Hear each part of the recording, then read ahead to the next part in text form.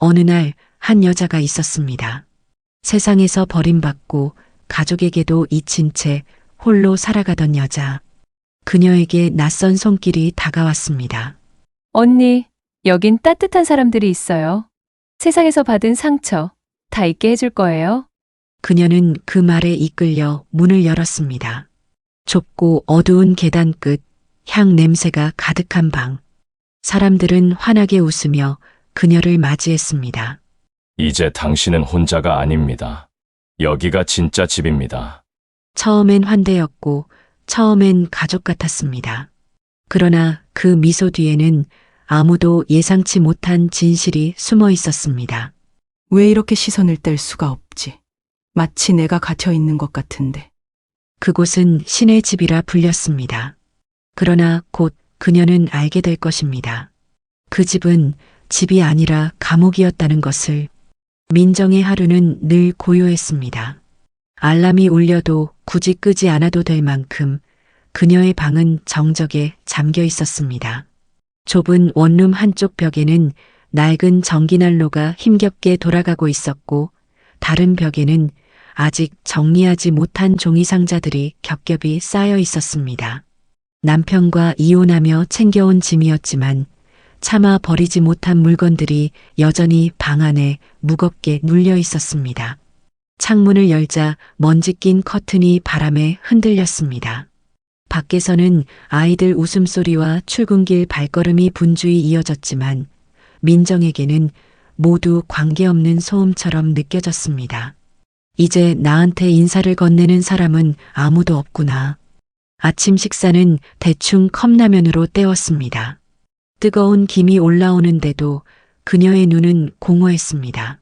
젓가락으로 라면을 휘젓다 말고 식탁 위에 던져놓은 핸드폰을 들여다보았습니다. 아들의 메시지가 하나 와 있었습니다. 엄마, 잘 지내요. 바빠서 연락 못했어요. 이게 다야? 나 잘 지내냐고 묻는 말 한마디면 끝이야? 그녀는 답장을 쓰려다 지웠습니다. 보고 싶다라는 말을 적으려던 손끝이 허공에 맴돌다 멈췄습니다. 휴대폰 화면은 금세 꺼졌고 방 안은 더 깊은 정막으로 잠겼습니다. 민정의 머릿속엔 남편의 얼굴도 스쳤습니다. 언제나 차가운 눈빛, 한때는 사랑이라 믿었던 그 눈이 이제는 기억조차 쓰라린 상처였습니다. 그는 떠나며 너 같은 여자와는 못 살겠다라는 말을 남겼습니다. 남편에게 버림받고 아들에게 외면당하고 결국 난 아무도 없는 사람이구나. 점심에는 마트 계산대에 앉았습니다. 계산 언니를 시작한 지도 벌써 반년. 삑삑 기계음과 영수증이 뽑히는 소리 속에서 그녀는 하루 종일 무표정한 얼굴을 유지했습니다. 손님들은 잠시 눈을 마주치며 미소를 건넸지만 곧 다른 대화로 흘러가 버렸습니다. 그 미소는 민정을 향한 것이 아니라 그저 예의에 불과했습니다. 나는 늘 투명 인간이야. 있어도 없는 사람처럼. 그날 오후 낯선 여인이 계산대 앞에 섰습니다. 물건을 결제한 뒤 그녀의 손에 작은 쪽지를 쥐어주며 낮게 속삭였습니다. 언니, 요즘 많이 힘드시죠? 여기 한번 와보세요. 따뜻한 사람들이 기다리고 있어요. 민정은 순간 멈칫했습니다. 낯선 사람에게서 느껴지는 친밀함은 기묘했고 손바닥에 남은 쪽지의 감촉은 오래 남았습니다. 종이를 펴보니 빛의 집이라는 글자가 적혀 있었습니다. 주소와 모임 시간, 전화번호까지 또렷했습니다. 빛의 집? 종교 모임인가? 퇴근 후 집으로 돌아왔지만 쪽지는 책상 위에서 시선을 붙잡았습니다. 따뜻하다는 단어가 유독 마음을 파고들었습니다. 민정은 이불 속에 누워 뒤척이다가 결국 속삭였습니다. 그냥 가보기만 하자. 누가 나를 기다려준다면 그거면 돼. 다음 날 민정은 주소가 적힌 건물을 찾아갔습니다. 지하로 내려가는 좁은 계단은 어둑했고 향내가 진하게 풍겼습니다. 문을 열자 수십 명의 사람들이 일제히 그녀를 바라보았습니다. 그리고 환하게 웃으며 다가와 손을 맞잡았습니다. 어서 오세요. 새로운 자매님을 맞이하게 되어 정말 기쁩니다. 여긴 누구든 환영이에요. 세상에서 받은 상처, 여기선 모두 잊어버리세요. 민정의 눈가에 눈물이 맺혔습니다. 낯선 사람들이었지만 그들의 손길은 따뜻했습니다. 마치 오래전 잃어버린 가족을 만난 듯 잃어버린 집으로 돌아온 듯 했습니다. 정말 제가 여기에 있어도 되는 걸까요? 빛은 모든 일을 받아들입니다. 세상의 거짓과 고통이 닿지 않는 곳, 그곳이 바로 이 집이지요. 이제 당신은 혼자가 아닙니다. 교주의 목소리는 낮고도 깊었습니다. 민정은 순간 오래된 상처가 치유되는 듯한 착각에 빠졌습니다. 그녀는 아직 몰랐습니다. 그 따뜻한 환대 뒤에 감춰진 차갑고 무거운 쇠창살 같은 현실을. 민정이 빛의 집에 발을 들인 지 어느덧 한 달이 지나고 있었습니다. 처음 며칠 동안은 사람들의 웃음과 따뜻한 손길에 눈물이 날 만큼 감동했지만 시간이 흐르자 그 따뜻함 속에서 미묘한 균열이 느껴지기 시작했습니다. 처음 만난 날 신도들은 그녀를 자매라고 불렀습니다. 식사 자리에서는 음식을 나눠주었고 기도 시간에는 등을 두드리며 괜찮다고 속삭였습니다. 그러나 시간이 지나면서 그 따뜻함은 늘 같은 문장으로 반복되었습니다. 세상은 거짓이에요. 여기서만 진실을 찾을 수 있어요. 밖으로 나가면 다시 상처받아요. 여기가 언니의 집이에요.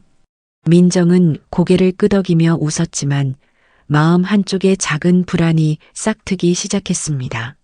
그들의 말에는 따뜻함과 동시에 세상과의 단절을 강요하는 기운이 묻어 있었기 때문입니다. 왜 자꾸 밖은 위험하다고만 말하지? 내가 살던 세상도 분명 아픔만 있었던 건 아닌데. 기도 시간은 매일 밤 이어졌습니다. 사람들은 교주의 목소리에 따라 고개를 숙이고 눈물을 흘렸습니다.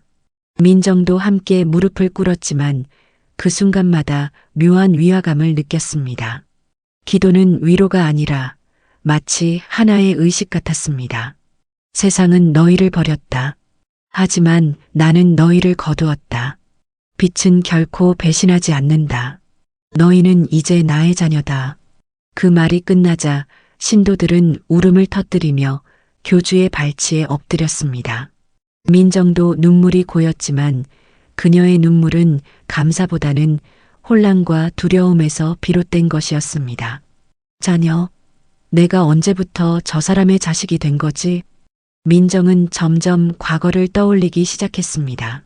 남편의 외도, 아들의 무심한 문자, 세상에서 밀려난 듯한 외로움이 교주의 말에 공명하고 있었습니다. 그러나 동시에 그 말이 자신을 옭아매려는 밧줄 같다는 생각도 스쳤습니다. 며칠 뒤 은희가 늦은 밤 방으로 돌아왔습니다.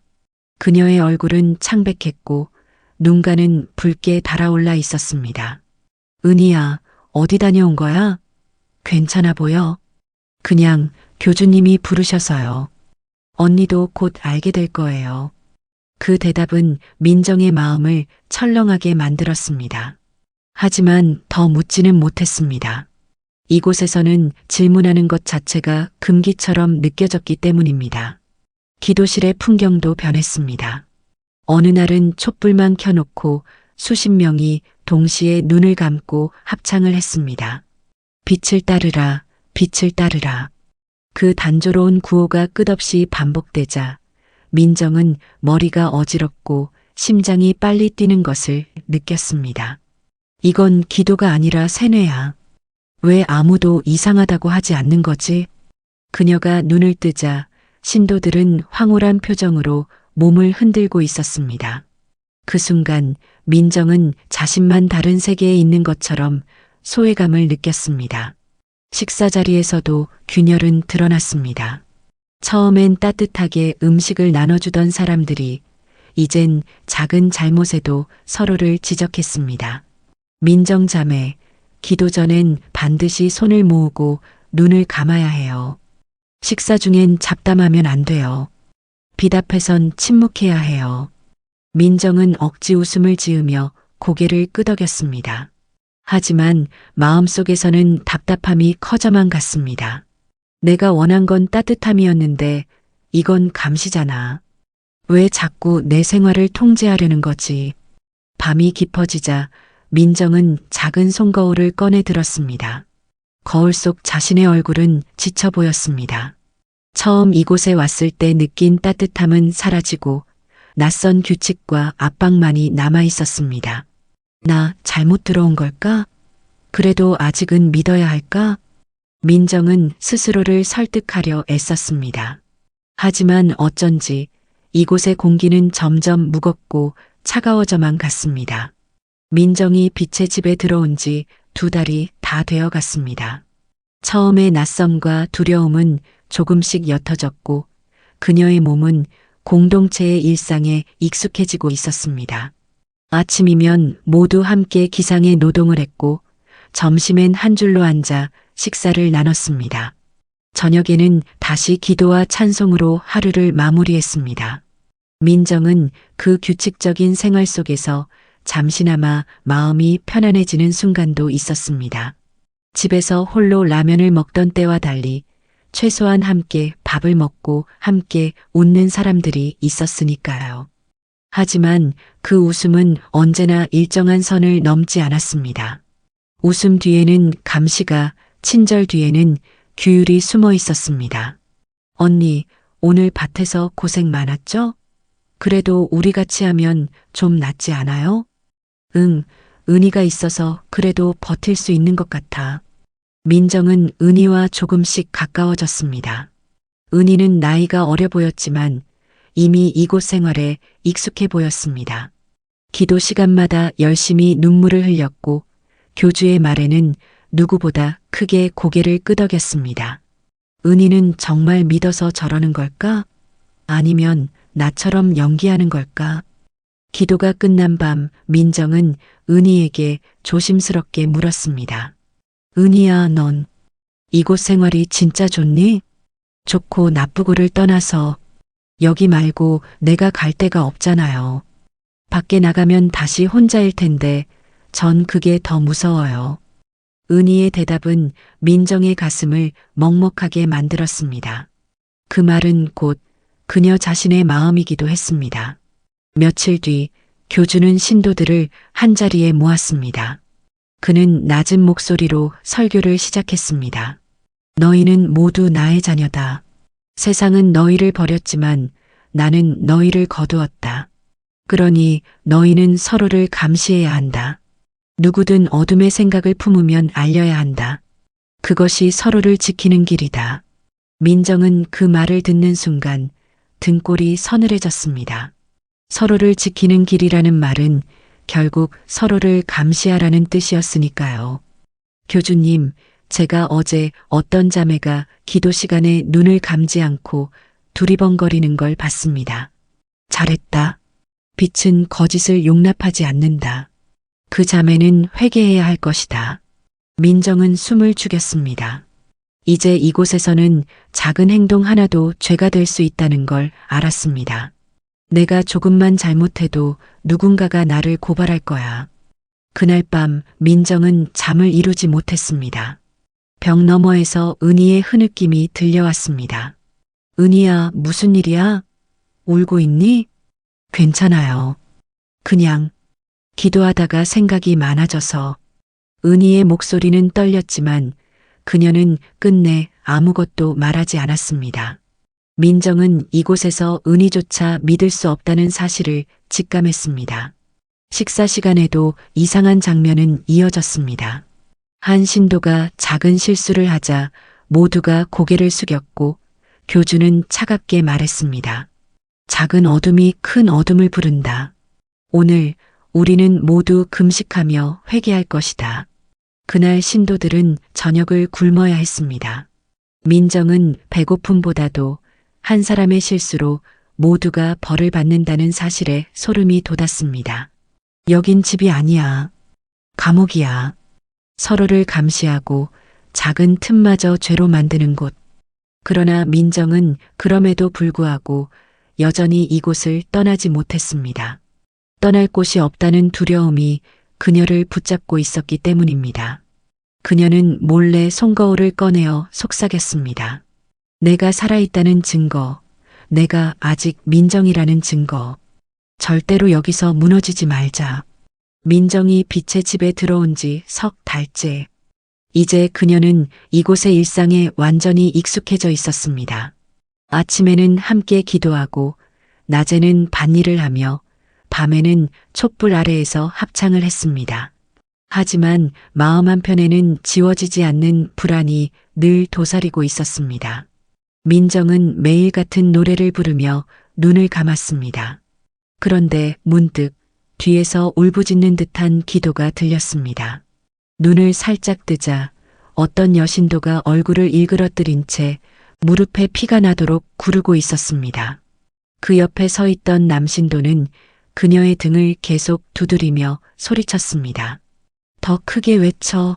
내 안의 어둠을 토해내라. 민정은 숨이 막혔습니다. 기도가 아니라 폭력에 가까운 그 장면은 처음 이곳에 들어올 때 느꼈던 따뜻한 분위기와는 전혀 달랐습니다. 이건 위로가 아니야. 사람을 부수는 거잖아. 며칠 후 민정은 창고에서 일을 하다가 이상한 물건을 발견했습니다. 낡은 서랍 속에 가득 쌓인 약병과 이름이 빼곡히 적힌 명단이었습니다. 명단 옆에는 날짜와 금액이 기록되어 있었고 일부 이름에는 붉은 줄이 그어져 있었습니다. 약? 그리고 이건 헌금 기록인가? 줄이 그어진 사람들은 뭐지? 혹시 사라진 사람들? 민정은 그 종이를 서둘러 접어 옷 속에 숨겼습니다. 그러나 그 순간 뒤에서 목소리가 들렸습니다. 민정 자매, 무슨 일을 하고 있나? 아, 그냥 청소하다가 서랍이 열려 있어서. 그건 빛의 집의 소중한 기록이다. 너는 아직 다 알 필요가 없다. 내가 알아야 할 것은 오직 하나. 나는 너를 누구보다 사랑한다는 사실이다. 교주의 시선은 깊고도 섬뜩했습니다. 민정은 온몸이 얼어붙는 것 같았습니다. 왜 저렇게 집요하게 나를 바라보는 거지? 그냥 신도 중 하나일 뿐인데. 그날 밤 민정은 은희에게 조심스럽게 털어놓았습니다. 은희야, 나 오늘 창고에서 이상한 걸 봤어. 약병이랑, 사람들 이름이랑, 날짜랑, 돈이랑, 그리고 줄이 그어진 이름들이 있었어. 혹시 무슨 뜻인지 알아? 언니, 그런 거 묻지 마요. 그냥 모른 척 하는 게 좋아요. 은희야, 그건 그냥 넘어갈 일이 아니야. 뭔가 이상해. 정말 몰라서 그래요? 여긴 질문하는 게 죄예요. 교주님은 다 알고 계시고 우리에겐 믿음만 있으면 돼요. 민정은 은희의 눈빛에서 두려움을 읽었습니다. 그녀도 알고 있었습니다. 하지만 입 밖으로 말할 수 없는 공포가 은희를 붙잡고 있었습니다. 며칠 뒤 한 신도가 흔적도 없이 사라졌습니다. 사람들은 아무렇지 않게 빛이 그를 데려갔다고 말했습니다. 그러나 민정은 알았습니다. 창고에서 본 명단에 그 신도의 이름 옆에도 붉은 줄이 그어져 있었다는 것을. 여긴 구원의 집이 아니야. 감옥이야. 아니, 무덤이야. 민정은 그날 밤 깊은 잠에 들지 못했습니다. 교주의 눈빛과 은희의 떨림이 계속 떠올랐습니다. 그녀는 알았습니다. 이제 자신이 발을 들인 곳은 단순한 신앙 공동체가 아니었습니다. 사람들을 삼키고 서서히 지워버리는 어두운 구렁텅이였습니다. 민정아, 절대 잊지 마. 넌 아직 내 이름을 기억하고 있어. 이곳은 널 빼앗으려 하지만 넌 무너지면 안 돼. 민정은 결심했습니다. 더는 단순한 신도가 아니라 이 집단의 진실을 드러내기 위한 증인이 되겠다고. 그 순간 창밖에서 늑대의 울음소리가 멀리서 들려왔습니다. 마치 그녀의 두려움과 결심을 동시에 증명하는 듯 밤 공기를 갈라 울려 퍼졌습니다. 민정이 창고에서 명단을 발견한 이후 공동체의 공기는 더욱 무겁게 느껴졌습니다. 이곳은 단순히 기도와 찬송으로 이루어진 곳이 아니었습니다. 그들은 매일 정해진 시간마다 신도들을 불러내어 회개의식을 반복하게 했습니다. 저녁이면 모두가 촛불 앞에 무릎을 꿇고 같은 구호를 외쳤습니다. 빛을 따르라, 어둠을 버려라. 그 구호는 한두 번으로 끝나지 않았습니다. 수십 번, 수백 번 반복되며 사람들의 목소리는 점점 갈라졌습니다. 민정도 입술이 부르트고 목이 쉬어갔지만 멈출 수는 없었습니다. 이건 기도가 아니야. 세뇌야. 내 머릿속까지 지워지라고 강요하는 것 같아. 의식이 끝나면 교주는 한 사람씩 불러내어 고해를 시켰습니다. 그날 무슨 생각을 했는지, 어떤 행동을 했는지, 심지어 꿈속에서 어떤 장면을 보았는지까지 캐물었습니다. 민정자매, 오늘 하루 내 마음속에 어둠은 없었나? 없었습니다. 저는 빛만을 따랐습니다. 정직하게 말해야 한다. 거짓은 어둠의 씨앗이다. 내가 작은 의심이라도 품었다면 지금 고백해라. 민정은 심장이 미친 듯이 뛰었습니다. 그녀는 창고에서 본 명단과 약병을 떠올렸지만 절대 말할 수 없었습니다. 저는 의심하지 않았습니다. 교주는 잠시 그녀의 눈을 똑바로 보았습니다. 그 눈빛에는 묘한 집착이 깃들어 있었습니다. 민정은 몸서리쳤습니다. 며칠 후 은희와 함께 빨래를 널던 민정은 조심스럽게 말을 꺼냈습니다. 은희야, 넌 이런 생활이 정말 괜찮아?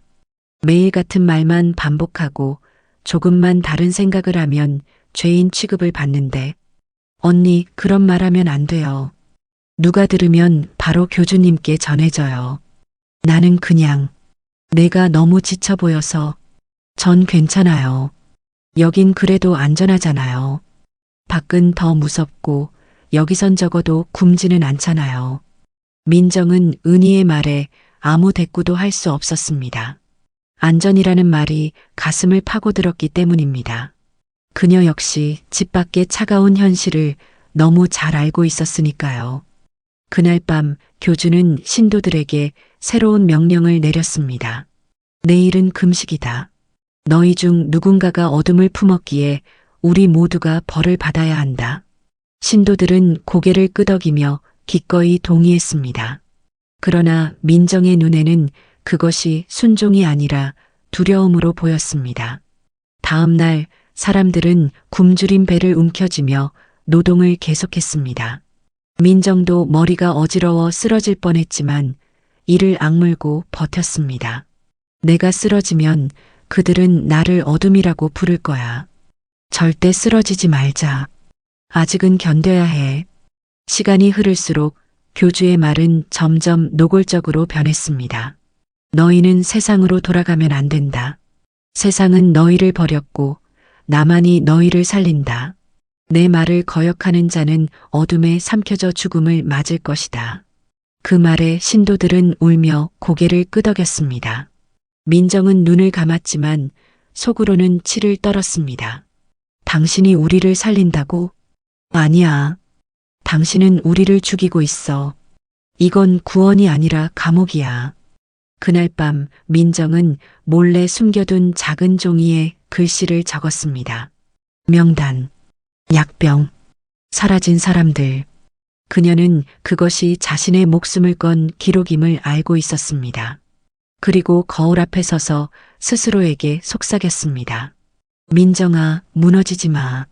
내가 기억하는 순간마다 내가 살아남는 거야. 그녀는 알고 있었습니다. 이 싸움은 이제 시작일 뿐이라는 것을. 어느 날 저녁 비가 억수같이 쏟아지던 밤이었습니다. 민정은 우연히 공동체 창고 옆에서 은희가 서성이는 모습을 보았습니다. 은희의 얼굴은 창백했고 손에는 작은 열쇠 하나가 들려 있었습니다. 은희야, 그게 뭐야? 어디서 난 거야? 언니, 제발 아무 말도 하지 마요. 이건 그냥, 저도 잘 몰라요. 은희는 급히 열쇠를 숨기고 자리를 떠났지만 민정의 눈에는 분명히 보였습니다. 창고 안쪽에는 아직 열어보지 못한 문이 하나 있었습니다. 며칠 뒤 민정은 일부러 남들이 모두 기도에 몰두한 틈을 타 그 문 앞에 다가섰습니다. 자물쇠는 낡아 있었지만 힘주어 밀자 삐걱거리며 열렸습니다. 안에서는 곰팡이 냄새와 썩은 듯한 악취가 밀려왔습니다. 방 안은 어둡고 축축했습니다. 벽에는 곰팡이가 피어 있었고 바닥은 젖어 있었습니다. 구석에는 해진 담요를 덮은 사람들이 웅크려 앉아 있었습니다. 그녀가 빛이 데려갔다고만 들었던 사라진 신도들이었습니다. 세상에 다 여기 있었던 거야? 죽은 게 아니라 갇혀 있었던 거야? 제발 물 좀 주세요. 제발 살려주세요. 민정은 몸이 굳었습니다. 사람들의 눈은 공포로 가득했고 얼굴은 핏기가 없었습니다. 어떤 이는 팔에 멍이 시퍼렇게 들어 있었고 어떤 이는 이미 정신이 나간 듯 눈동자가 흐릿했습니다. 민정은 그들을 오래 바라볼 수조차 없었습니다.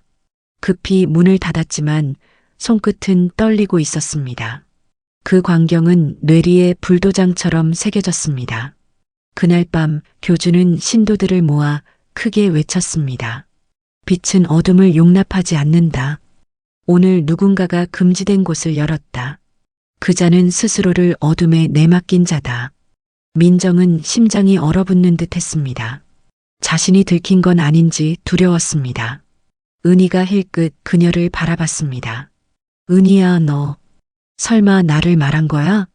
아니에요. 전 아무 말도 안 했어요. 하지만 언니, 제발 더는 움직이지 마요. 교주님은 다 알고 계세요. 민정은 은희의 떨리는 눈빛에서 공포를 읽었습니다. 그녀도 진실을 알지만 감히 말할 수 없는 죄책감에 묶여 있었습니다. 며칠 후 민정은 또 다른 장면을 목격했습니다. 기도실에서 교주가 한 여신도를 강제로 무릎 꿇리며 말했습니다. 내가 무릎 꿇지 않으면 내 아이는 어둠에 삼켜질 것이다. 선택하라. 너의 자존심이냐, 아이의 생명이냐. 그 말에 신도들은 모두 울부짖었습니다. 여신도는 결국 무릎을 꿇고 흐느꼈습니다. 아이까지 협박하다니. 이건 구원이 아니야. 이건 폭력이야. 민정은 그날 밤 다시 손거울을 꺼냈습니다. 얼굴은 창백했고 입술은 피가 말라 있었습니다. 교주, 당신은 빛이 아니라 어둠이야. 나는 끝내 무너지지 않아. 반드시 살아남아 이걸 세상에 드러낼 거야. 그러나 그 순간 문틈으로 교주의 시선이 스쳐갔습니다. 그의 눈빛은 차갑지만 동시에 묘하게 애착이 깃들어 있었습니다. 민정은 온몸이 얼어붙었습니다. 왜 자꾸 날 그렇게 바라보는 거지? 마치 오래전부터 날 알고 있었던 사람처럼. 그 시선은 잠시뿐이었지만 민정의 가슴 속에는 차갑고 섬뜩한 여운을 남겼습니다. 그녀는 직감했습니다.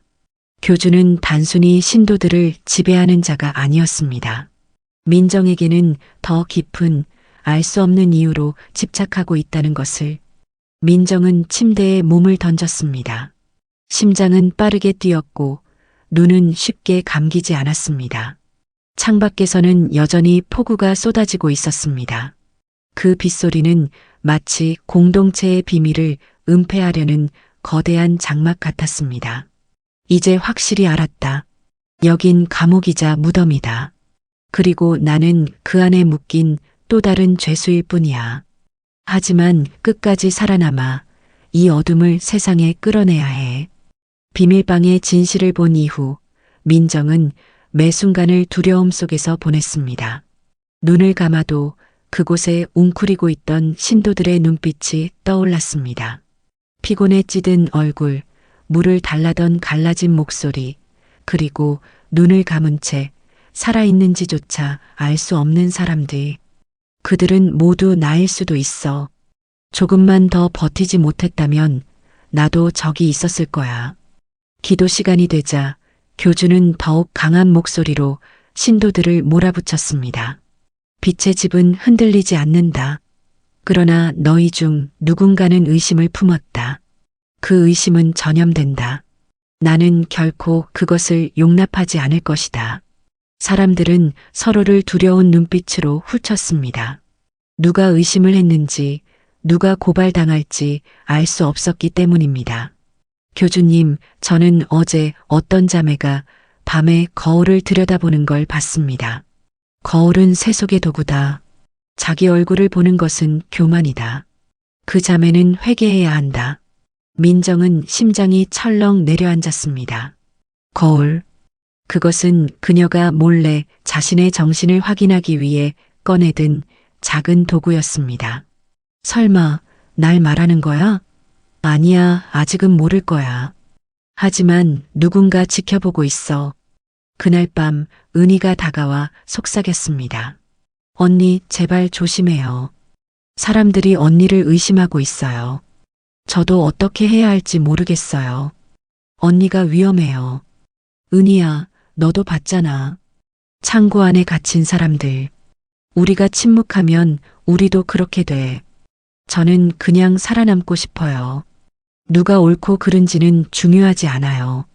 교주님이 무섭지만 동시에 그분 없이는 못 버틸 것 같아요. 민정은 충격에 말문이 막혔습니다. 은희는 이미 교주의 두려움에 길들여져 있었습니다. 은희야, 넌 나를 도와줄 거라 믿었는데, 우리 둘이 같이 싸울 수 있을 거라 믿었는데, 저도 언니가 좋아요. 하지만 언니처럼 강하지 않아요. 전 고발당해서 저 방에 갇히는 건 싫어요. 민정은 절망을 느꼈습니다. 그녀는 더 이상 은희를 온전히 믿을 수 없게 되었습니다. 며칠 후 교주는 민정을 따로 불렀습니다. 기도실 뒤편 어두운 방에서 그는 문을 잠그고 민정을 바라보았습니다. 민정 자매, 넌 특별하다. 다른 자매들과는 다르다. 내 눈엔 아직 세상의 빛이 남아있다. 그 빛을 꺼야 한다. 저는 그냥 여기서 시키는 대로 따르고 있을 뿐입니다. 거짓말하지 마라. 너는 나를 의심한다. 하지만 기억해라. 내가 어디서 왔는지, 내가 누구의 피인지, 넌 결국 내 곁으로 돌아오게 되어 있다. 민정은 숨이 막혔습니다. 그의 말은 마치 오래전 그녀의 과거를 알고 있다는 듯 했습니다. 무슨 뜻이지? 왜 나한테만 저런 말을 하는 거지? 방을 나와 돌아가는 길에 민정은 무릎이 풀려 주저앉았습니다. 은희가 다가와 그녀를 부축했습니다. 언니, 괜찮아요? 교주님이 뭐라고 하셨어요? 그 사람 내 과거를 알고 있는 것 같아. 난 더 이상 숨을 수 없어. 은희야, 네가 나를 고발할 거라면 차라리 지금 말해. 전 절대 언니를 고발하지 않을 거예요. 하지만 언니, 저를 믿지 마세요. 저도 제 마음을 모르겠어요. 민정은 깊은 절망 속에서 결심했습니다. 이제 더 이상 누구도 믿지 않고 스스로 살아남을 길을 찾아야 한다고. 민정은 밤마다 악몽에 시달렸습니다. 비밀방의 얼굴들이 떠올랐습니다. 살려달라며 손을 뻗던 눈빛, 입술이 바짝 말라있던 목소리, 그리고 교주의 차가운 눈동자가 함께 겹쳐졌습니다. 숨이 막혀 잠에서 깨면 방 안은 이미 습한 공기로 가득 차 있었습니다. 더는 못 참겠어. 이대로 있다간 나도 미쳐버려. 새벽 기도 시간이 되자 교주는 모든 신도를 모아 세웠습니다. 그의 목소리는 전보다 더 거칠고 날카로웠습니다. 너희 중 어둠을 품은 자가 있다. 빛을 거부한 자는 우리 모두의 발목을 잡는다. 지금 이 자리에서 고백하라. 아니면 영원히 어둠 속에 던져질 것이다. 사람들은 서로를 두려운 눈빛으로 바라보았습니다. 민정은 손끝이 떨렸습니다. 교주의 눈빛이 자신에게 꽂혀 있는 것 같았습니다. 혹시 나를 이미 알고 있는 건 아닐까? 내가 본 것을, 내가 숨긴 것을. 그 순간 은희가 앞으로 나섰습니다. 사람들은 숨을 죽였습니다. 교주님, 민정 언니가. 은희야. 민정 언니가 요즘 너무 힘들어 보여요. 그래서 의심받는 것 같아요. 하지만 언니는 저와 함께 기도했고 누구보다 열심히 따랐습니다. 민정은 심장이 철렁 내려앉았습니다. 은희가 자신을 고발하려는 줄 알았지만 그녀는 대신 두둔했습니다. 날 배신한 게 아니었어? 아니면 아직은 때가 아니라는 건가? 민정 자매, 앞으로 나오라. 민정은 온몸이 얼어붙은 채 앞으로 걸어갔습니다. 교주는 그녀의 어깨에 손을 얹으며 낮게 속삭였습니다. 넌 특별하다. 나는 내가 흔들린다는 걸 안다. 하지만 잊지 마라. 넌 결국 내 피다. 내 곁을 떠날 수 없다. 또 피라니. 대체 무슨 뜻이지? 왜 나에게만 저런 말을 하는 거야? 사람들의 시선이 그녀를 향했습니다. 민정은 온몸이 뜨거워지며 울분이 치밀어 올랐습니다. 그동안 꾹 눌러왔던 감정이 폭발했습니다. 더는 못 참겠습니다. 빛이라면서 왜 우리를 가두고 서로를 의심하게 만들어요? 이건 구원이 아니라 감옥이에요. 순간 기도실이 얼어붙었습니다. 사람들의 눈빛이 충격과 공포로 흔들렸습니다. 교주의 얼굴이 일그러졌습니다. 내가 감히 내 앞에서 그런 말을 해? 교주는 민정의 뺨을 거칠게 후려쳤습니다. 민정은 바닥에 쓰러졌지만 눈빛만큼은 꺾이지 않았습니다. 그래, 차라리 이제 분명해졌다. 이건 신앙이 아니라 폭력이야. 나는 반드시 살아남아 이걸 세상에 알릴 거야. 은희가 눈물을 글썽이며 달려왔습니다. 언니 제발 더는 말하지 마요. 언니 죽어요. 죽더라도 난 이제 침묵하지 않을 거야. 내가 본 걸, 내가 겪은 걸 끝까지 기억할 거야. 사람들은 웅성거렸습니다. 누군가는 눈을 돌렸고 누군가는 눈물을 흘렸습니다.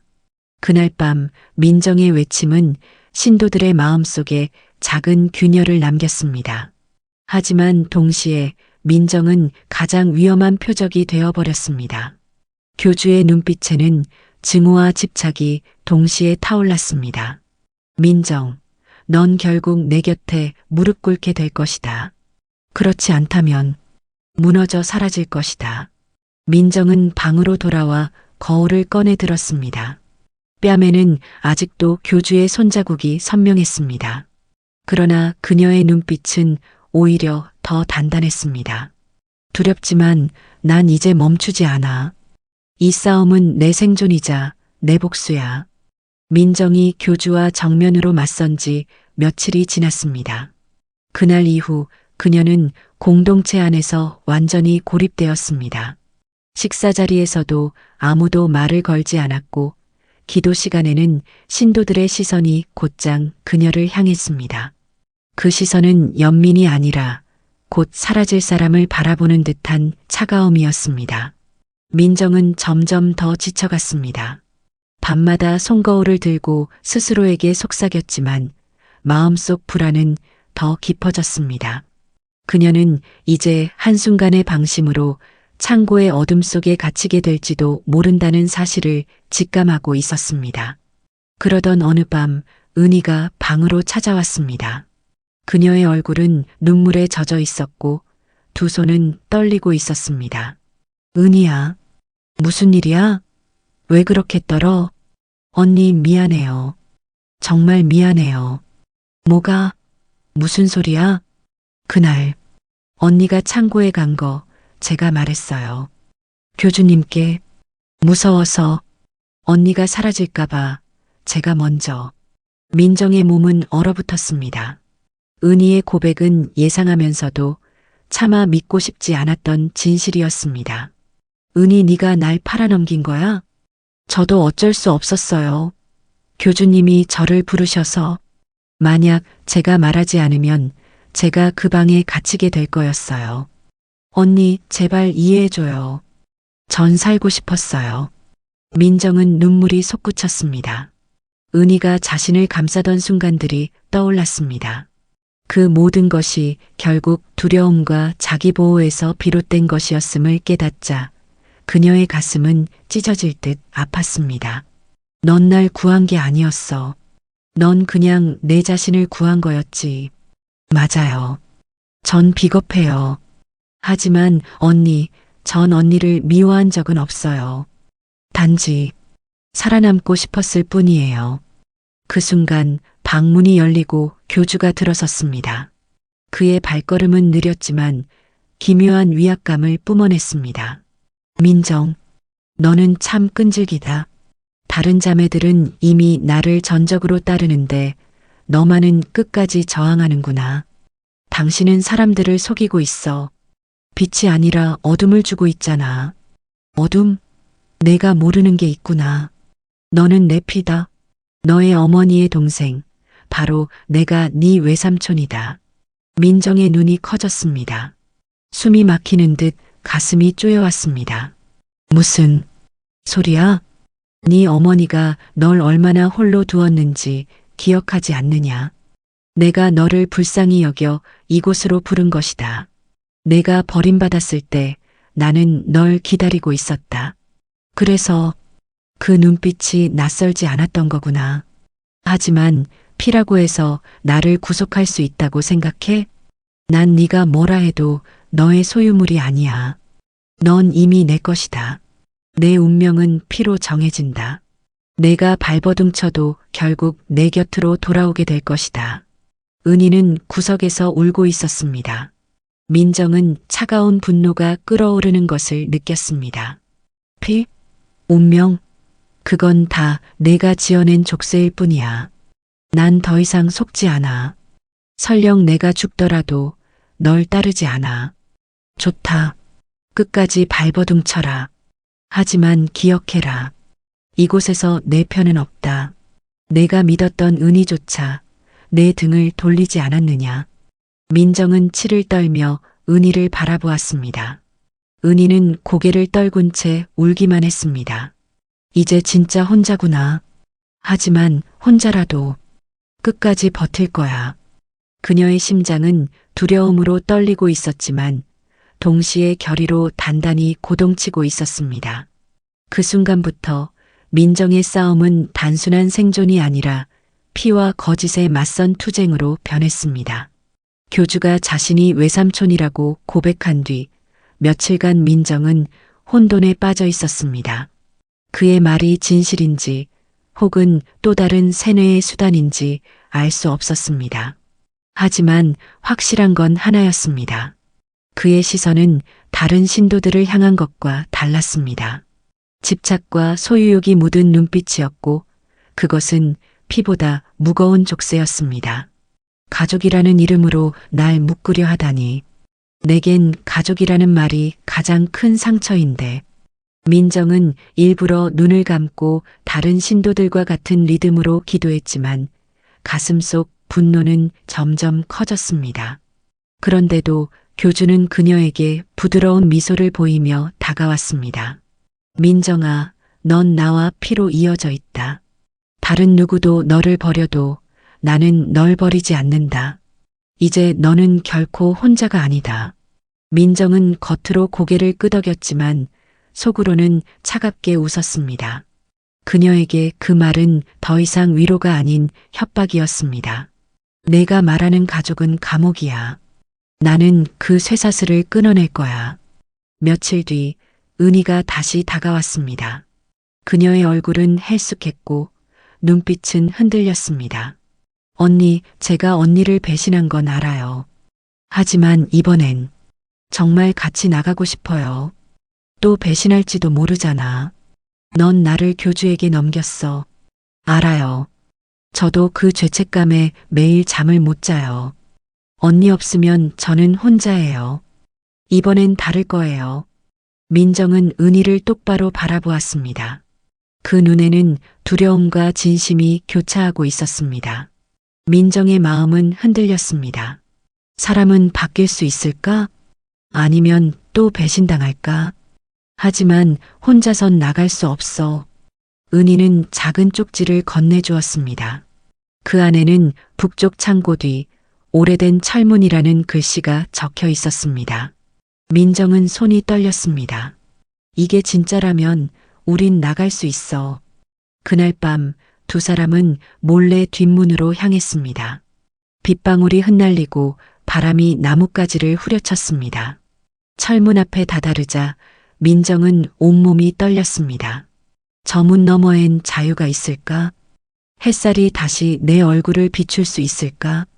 은희는 두 손으로 열쇠를 꺼내 들었습니다. 그러나 손은 심하게 떨리고 있었습니다. 은희야, 괜찮아. 내가 돌릴게.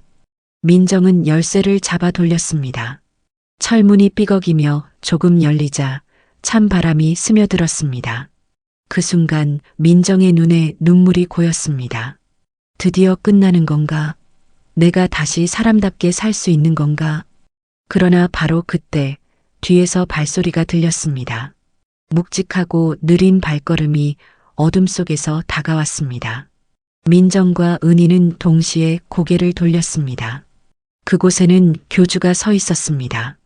비를 맞아도 그의 눈빛은 섬뜩하게 빛났습니다. 내 자매여, 어디로 가려는 것이냐? 피는 배신하지 않는다. 넌 결국 내 곁에 있게 되어 있다. 민정의 심장은 무너져 내렸습니다. 자유의 문이라 믿었던 뒷문은 사실 교주의 덫이었습니다.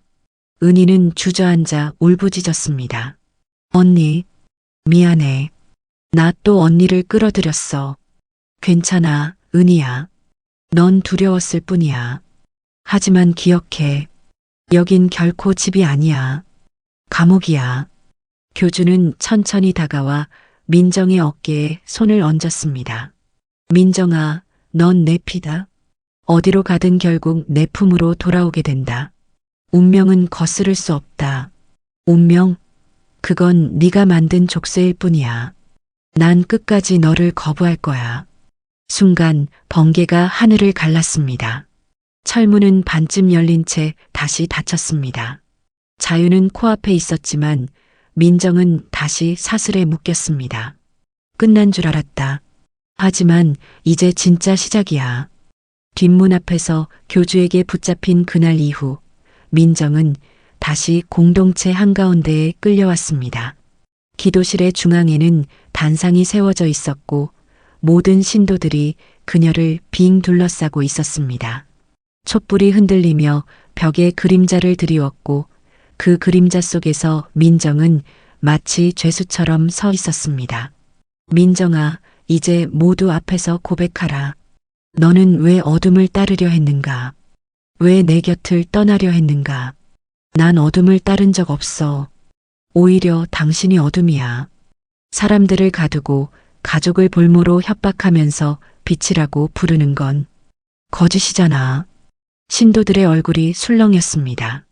민정의 목소리는 떨렸지만 그 속에는 분노와 결의가 담겨 있었습니다. 거짓이라니. 나는 너를 누구보다 잘 안다.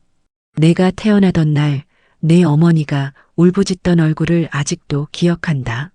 그날 나는 맹세했다. 이 아이만은 내 곁에 두겠다고. 민정은 온몸이 굳었습니다. 그의 말은 단순한 세뇌가 아니었습니다.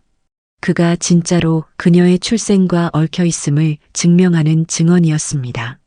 당신이 정말 우리 집안 사람이었단 말이야? 그래. 나는 내 어머니의 동생, 내 외삼촌이다. 내가 세상에서 버림받았을 때 나는 널 되찾기 위해 준비하고 있었다. 이곳은 너의 집이다. 넌 결코 떠날 수 없다. 민정의 무릎이 풀려 바닥에 주저앉았습니다. 그토록 집요했던 그의 시선, 설명할 수 없던 묘한 친근감이 이제야 끔찍한 형태로 이어졌습니다. 그래서였구나. 하지만 피가 같다고 해서 당신이 날 가질 수 있는 건 아니야. 교주는 손을 뻗어 그녀의 어깨를 붙잡았습니다. 넌 이미 내 것이다. 내가 발버둥쳐도 결국 내 피에서 벗어날 수 없다. 내 말은 곧 법이고 넌 내 뜻에 따라 살아야 한다. 민정은 몸서리쳤습니다. 그 순간 은희가 앞으로 나섰습니다. 교주님, 민정 언니를 제발 용서해 주세요. 언니는 그저 상처가 많아서 흔들린 것뿐이에요. 저도 함께 감시하겠습니다. 언니가 다시는 도망치지 않도록. 민정의 눈에서 눈물이 터져 나왔습니다. 은희가 마지막까지 자신을 버리지 않으리라 믿고 싶었지만 결국 은희는 공포에 굴복했습니다. 은희야, 너마저. 결국 넌 끝까지 날 배신하는구나. 아니에요. 전 언니를 지키고 싶어서 그래요.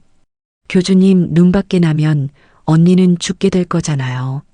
그럴 바엔 차라리 제 손으로 맞고 싶었어요. 민정은 울부짖었습니다. 그 울음은 슬픔이자 분노였고 동시에 자유를 향한 외침이었습니다. 내 인생은 내 거야. 피로도 공포로도 너희는 날 묶을 수 없어. 신도들은 술렁이며 서로를 바라봤습니다.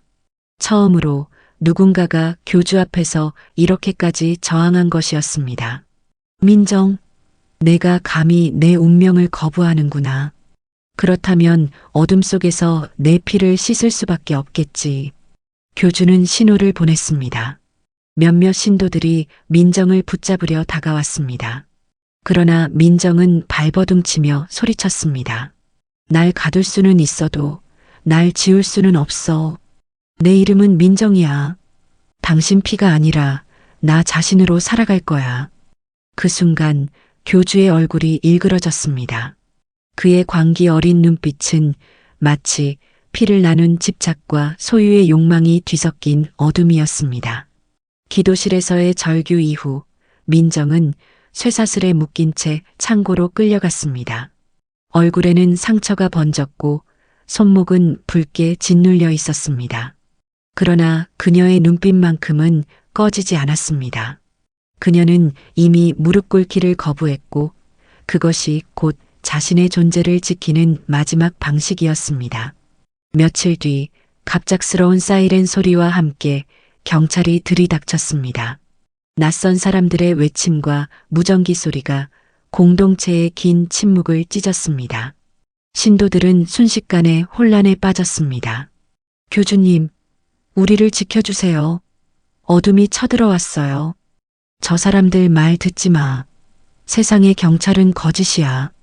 그러나 총구 앞에서 교주의 말은 더 이상 힘을 가지지 못했습니다. 몇몇 신도는 울부짖으며 교주에게 달려들었고 다른 이들은 겁에 질려 도망쳤습니다.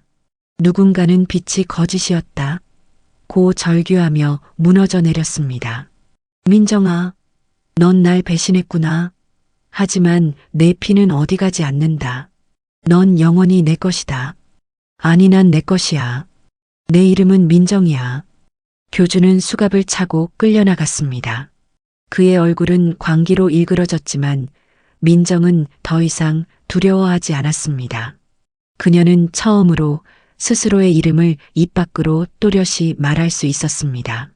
이후 민정은 경찰의 보호 아래 병원으로 옮겨졌습니다. 긴 조사와 치료가 이어졌습니다. 언론은 신흥 종교 집단 실체라는 제목으로 대대적인 보도를 쏟아냈습니다. 마치 한순간에 세상이 뒤집힌 듯 민정은 기자들의 카메라에 둘러싸였습니다. 피해자분, 어떻게 그 안에서 살아남으셨나요? 살아남으려고 발버둥 쳤을 뿐이에요. 제 이름을 잊지 않으려고요. 그 대답은 짧았지만 듣는 이들에게 깊은 울림을 남겼습니다. 그녀는 더 이상 누군가의 신도가 아니었습니다. 단지 민정, 자신의 이름으로 선 사람이었습니다. 몇 달 뒤 민정은 다시 작은 원룸으로 돌아왔습니다. 낡은 전기난로와 종이 상자가 여전히 방을 채우고 있었지만 이제는 달랐습니다. 그것은 무너짐의 흔적이 아니라 다시 시작할 증거로 보였습니다. 아들은 여전히 연락이 뜸했습니다. 짧은 문자 한 줄에 기대어 살던 지난날과 달리 민정은 이제 매달리지 않았습니다.